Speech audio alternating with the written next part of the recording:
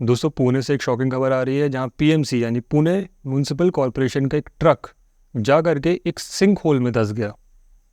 जी हाँ, ट्रक के ड्राइवर को बचा लिया गया है और ऑफिशियल्स ने मीडिया से बात करते हुए कहा है कि उन्हें कोई अंदाज़ा नहीं था कि ये गड्ढा आया कहाँ से।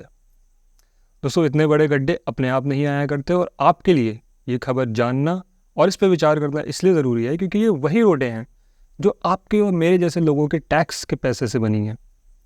आपका क्या ख्याल है इस बारे में? कमेंट करके ज़रूर बताइएगा।